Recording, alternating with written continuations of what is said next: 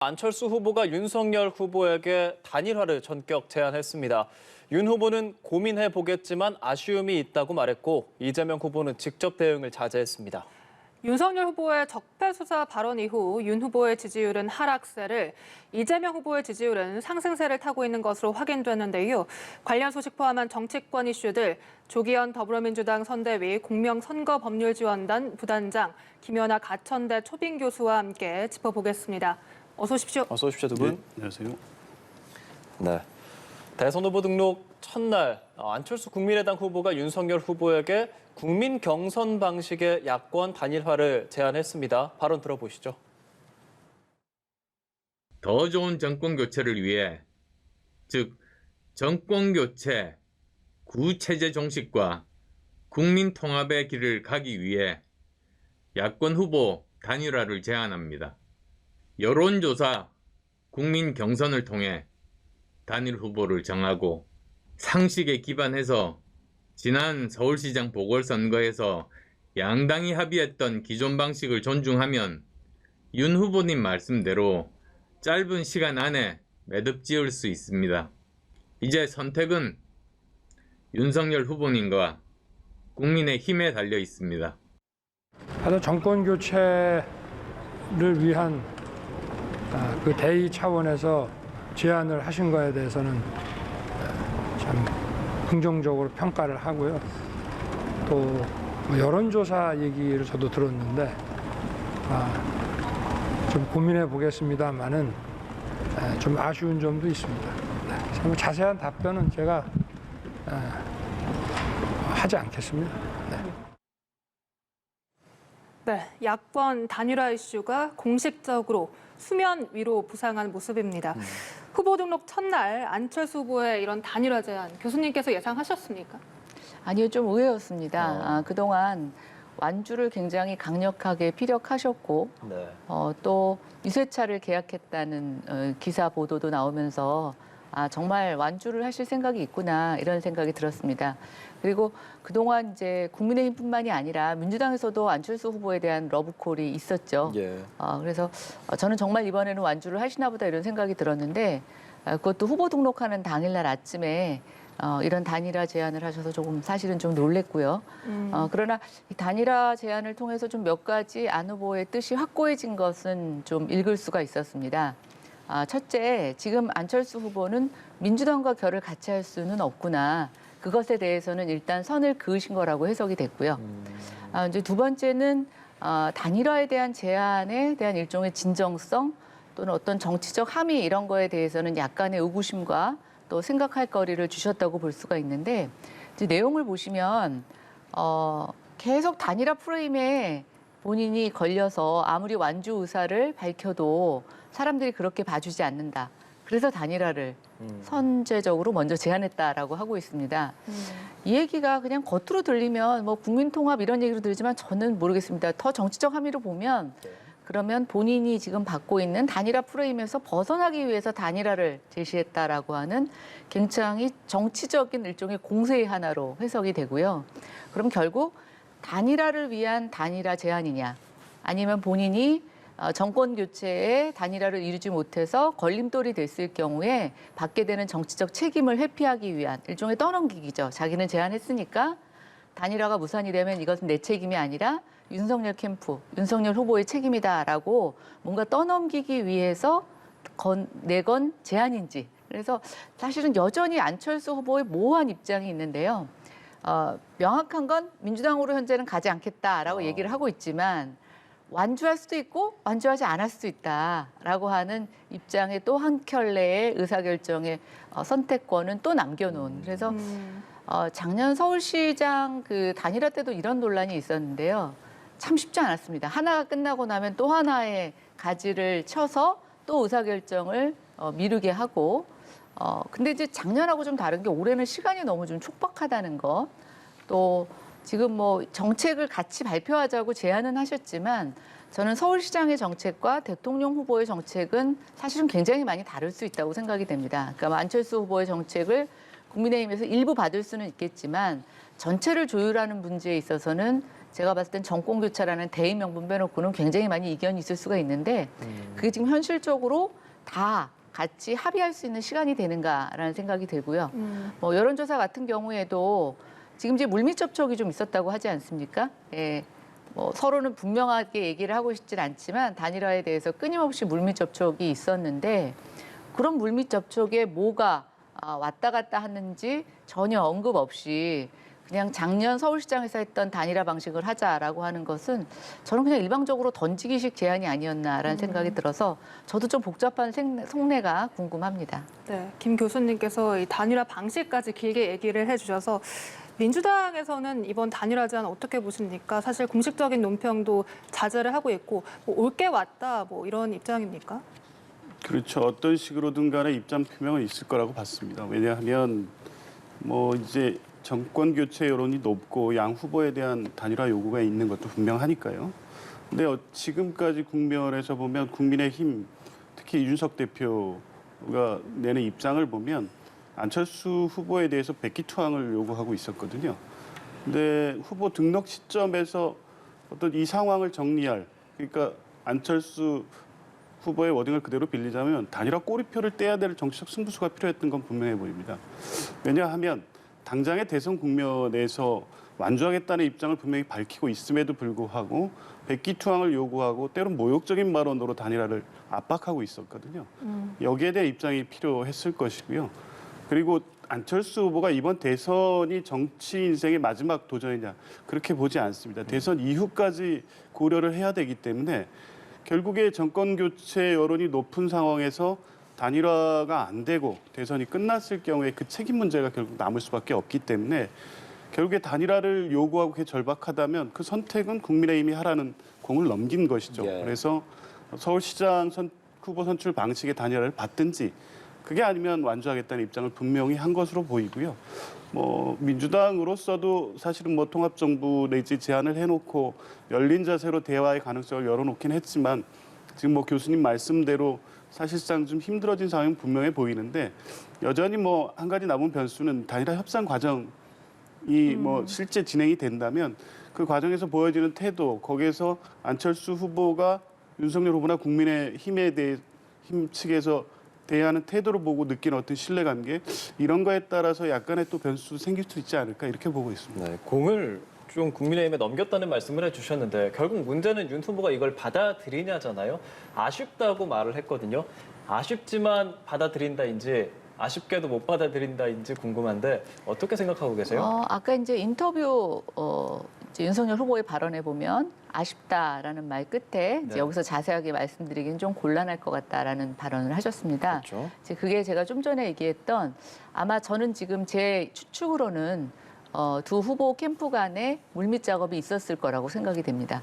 예, 근데 이제 그 물밑 작업과 지금 이 단일화 제안에서 구체적인 단일화 방식까지 제안한 것은 윤 후보 입장에서는 조금 되게 생뚱맞고 단일화 논의에서 있었던 과정에서보다는 조금 다른 얘기였던 것으로 저는 해석이 되고요. 그렇게 네. 얘기를 하신 것은 그리고 또 일단 너무 갑작스럽지 않습니까? 이제 첫날 후보 등록하는 날 그래서 모르겠습니다. 왜 이렇게 안철수 후보가 갑자기 이런 제안을 하게 됐는지에 대해서 조금 더 솔직한 속내를 좀 알아야겠지만 윤석열 후보 입장에서는 뭐 그것도 좀 파악하고 그동안의 물밑에서 오고 간 얘기들에 대한 정리도 한번 들어봐야 되겠다고 생각을 한 것 같고 저는 뭐 후보로서는 신중하게 의사표시를 하는 것은 저는 뭐 적절했다고 보고 있고요.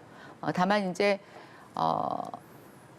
안철수 후보의 지금 존재감이라고 하는 것은 이재명 후보와 윤석열 후보 간의 지지율이 사실은 굉장히 지금 경합 상태에 있다는 것이고 또 오늘도 보면 지난주에는 윤석열 후보가 오차범위 내에서도 앞서는 조사도 있다가 다시 또 지금 박빙으로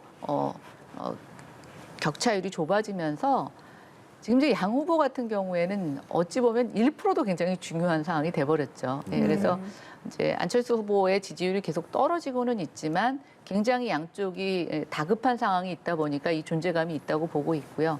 그러나 저는 이제 이 지지율이 엎치락 뒤치락 하는 걸 보면서 선거에 임박할수록 이제 국민들 같은 경우에는 사표를 지향하려는 심리들이 작동을 하게 됩니다.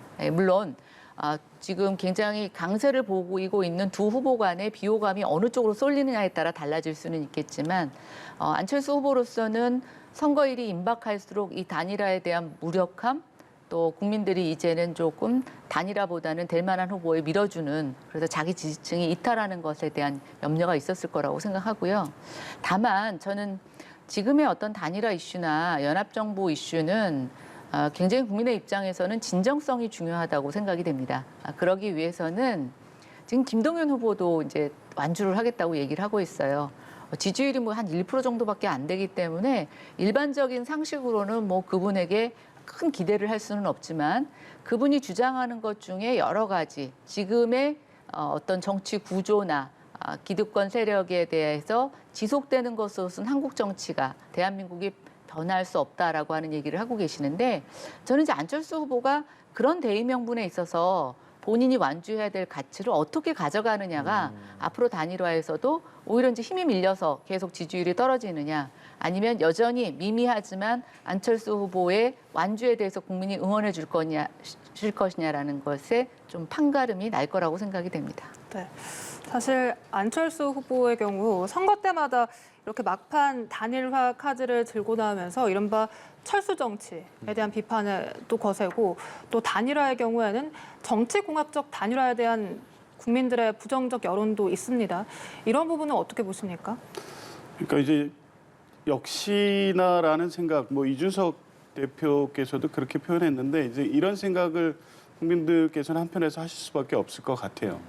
그러니까 뭐 후보 단일화가 됐든 연합정부가 됐든 대선 국면에서 후보 간 합정 연행은 충분히 있을 수 있고요. 그게 성공한 사례도 있고 실패한 사례도 있습니다. 이제 과거에 보면 DJP 연합 같은 경우에는 뭐 진보와 보수 연합 또 지역 연합으로 해서 실제 공동 정부를 구성해서 뭐 결과적으로는 나중에는 뭐 갈라서긴 했습니다만 이 선거 시기에서는 그 정책이나 비전을 공유하면서 국가 운영 비전에 대한 후보 간 합의가 있었기 때문에 성공한 단일화로 볼 수 있었죠. 그리고 2002년 대선 때도 정몽준 후보와 노무현 후보 단일화를 통해서 결국에 단일 후보가 승리를 했으니까요. 근데 이제 그 다음에 안철수 후보가 등장한 이후의 정치 국면에서는 굉장히 다른 양상으로 이제 전개가 되는데 네. 안철수 후보 개인의 어떤 정치적 성향이나 특성 이런 부분이 좀 뭐 많이 작용하고 있습니다. 그러니까 어쨌든 뭐 제3세력에 대한 기대가 분명히 국민들 사이에 있고 양당 체제에 대한 문제를 갖고 있는 분들도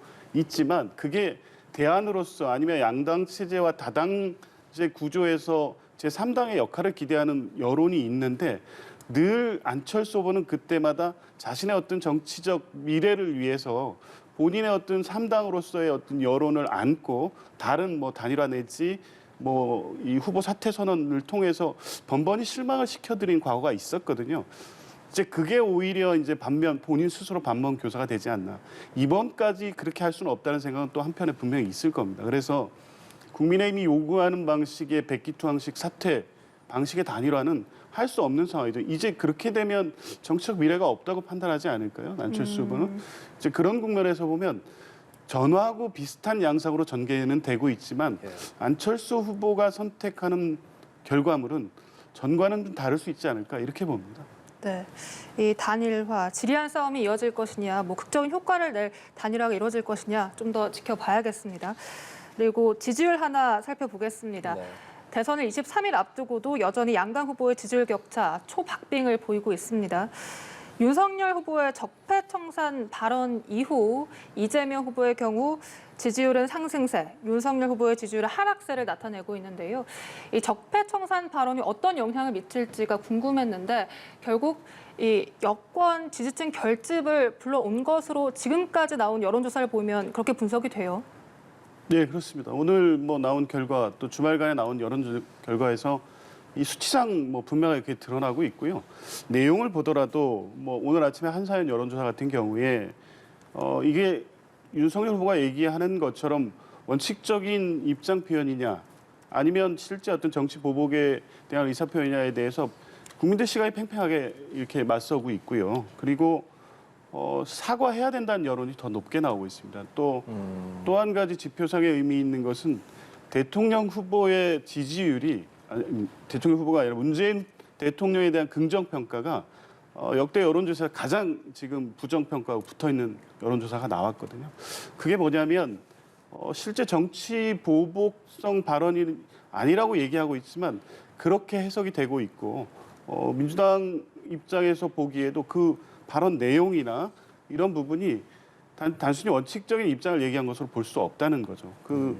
뭐 오늘 확인한 바에 의하더라도 이게 질문 자체는 통상적인 어떤 그 입장 정도, 원칙적인 뭐 범죄에 대해 수사한다는 입장 정도의 질문이었다고 하는데 실제 답변을 거기에 상당 시간을 할애해서 문재인 정부 기간 본인이 검찰총장 또 서울중앙지검으로 있었던 당시에 그 있었던 내용들을 구체적 불법 행위라고 적시를 하고 그 부분에 대해 수사한다는 얘기를 장황하게 풀었습니다. 왜냐하면 본인이 검사이기 때문에 적어도 이런 부분에 있어서 설명하고 싶은 마음이 굉장히 강했던 거죠. 그거는 뭐냐면 내심에 있어서 이것은 원칙적으로 통상 정권이 바뀌면 전 정권에 어떤 문제가 있을 때 수사한다는 입장 정도가 아니라 본인이 기억하고 본인이 생각하고 또 본인이 어떤 가슴속에 남아있는 앙금이나 이런 측면에서 이 부분은 반드시 수사를 하겠다는 입장을 분명히 밝힌 것이기 때문에 단순하게 뭐 범죄에 있는 부분에 대해서는 수사해야 된다는 정도의 입장을 넘어서 정치 보복을 하겠다는 입장으로 분명히 받아들여지고 있습니다. 네, 이런 적폐청산 발언에 뭐 노영민 전 비서실장이나 최재성 전 청와대 정무수석이 윤 후보에 대한 좀 비판적인 이야기까지 하고 있는 상황입니다. 지금 이런 지지율이 조금 변화가 있을 가능성을 보십니까? 일단 지난주 윤석열 후보의 발언에 대해서 대통령부터 시작해서 청와대 출신 국회의원들 또 대통령 비서실에 있었던 전현직 비서실 사람들이 네. 모두 다 지금 반발하고 나섰죠. 예. 네, 그리고 그 영향이 지금 여론조사 결과를 보면 어느 정도 영향을 미쳤다고 보고는 있는데 저는 이렇게 생각을 해봤습니다. 만약에 윤석열 후보의 그 인터뷰 답변에 대해서 대통령이 언급하지 않으셨더라면 그러면 이게 이렇게 막 확산이 되고 지지율에 영향을 미칠 만큼의 이슈였을까? 저는 그냥 넘어갈 수 있는 이슈였다고 생각이 됩니다. 그런데 저는 지금 이제 국민의힘에서는 이것을 대통령의 선거 개입이다라고 비난할 만큼 이제 굉장히 좀 뭐랄까요?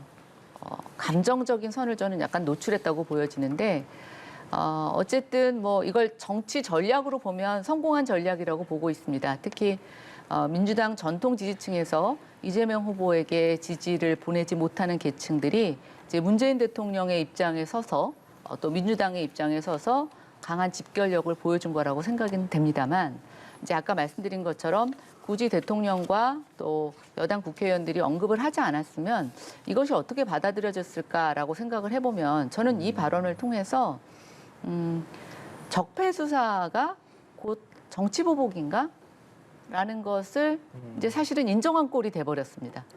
지금은 지지자층의 어떤 반발, 서운함, 분노 이런 것들 때문에 지지율로 이어지지만 이게 조금 지나고 나면 결국 문재인 정부가 했던 집권 초기에 적폐 청산이 정치 보복이었구나라고 하는 것을 스스로 인정한 꼴이 됐고요. 만약에 그렇지 않다라고 하면은 지금 이제 이재명 후보의 여러 가지 대장동 의혹이라든가 또는 불법 의전 문제, 그다음에 이제 백현동 뭐 이런 여러 가지 비리로 인해서 만약에 다음 정권이 수립됐을 때 이것에 대한 수사가 거론이 되겠죠. 지금 일종의 국정조사나 특검을 못 하고 있으니까요. 근데 이것에 대해서 이재명 후보가 아니라 문재인 대통령이 이제 일종의 발끈, 제가 뭐 이 표현이 맞는지는 모르겠습니다라고 얘기하신 것은 일반 국민들 입장에서 봤을 때 아니 뭐 거리낄 게 있나? 뭐 거리낄 게 없다면 저게 뭐 저렇게까지 반응할 일이야? 이런 식의 또 의구심을 낳을 수 있는 저는 한 숙제를 남겼다고 보고 있고 뭐 어쨌든 앞으로의 우리가 이제 그 마지막 대선까지 많은 부분들의 이런 발언에 대한 파장이 있을 거라고 보여지는데 지금 이제 워낙 중도층의 쉬운 이동이 그러니까 이제 중도층이 어느 정도 약 진영으로 이렇게 분배되고 있고 지지율이 견고해지기는 하지만 워낙 박빙을 보이고 있으니까 결국은 특히 내부에서의 분열을 막으려고 하는 노력들이 각 후보마다 있는 것 같고요. 특히 이제 이재명 후보 같은 경우에는 그 부인의 불법 의전 문제가 민주당 지지 세력들 안에서 약간의 자존심을 건드린 것 같습니다. 아니 무슨 큰 것도 아니고 이런 일 가지고 아니 어떻게 이런 걸 이렇게 투명하게 처리하지 못하지? 그리고 도대체 그럼 도지사 월급 받아서는 뭘로 살았다는 거야?